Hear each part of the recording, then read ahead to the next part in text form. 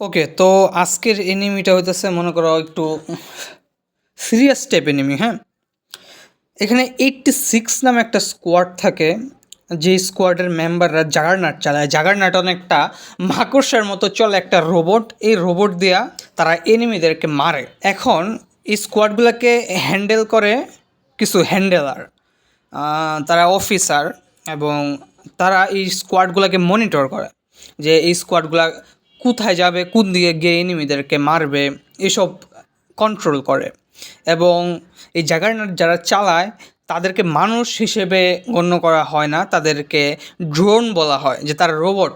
কিন্তু এমন একটা মেয়ে আসে, মেয়ে অফিসার, যে 86 স্কোয়াডটাকে হ্যান্ডেল করে এবং সে মানুষদের মতো ব্যবহার করে জাগারনাট চালায় যারা তাদের সাথে।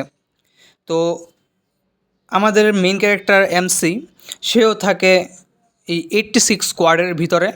তো কিভাবে এই 86 স্কোয়াড এবং আমাদের হ্যান্ডেলার, মানে মেইন অ্যাক্ট্রেস, বুঝতে পারতেছেন, নায়ক থাকে হইতেছে 86 স্কোয়াডে, আর নায়িকা থাকে হইতেছে অফিসারদের মধ্যে হ্যান্ডেলার পদে।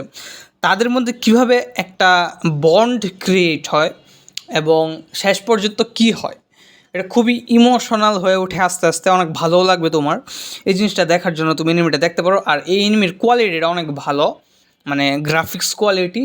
আর সেই মানে আমাদের মেইন ক্যারেক্টার যে 86 স্কোয়াডে থাকে, তার অ্যাটিটিউড সেই, মানে দেখা মজাই লাগবে তোমার। অ্যাটিটিউড থাকলে এরকম অ্যাটিটিউড থাকতে হবে। ওকে, টাটা।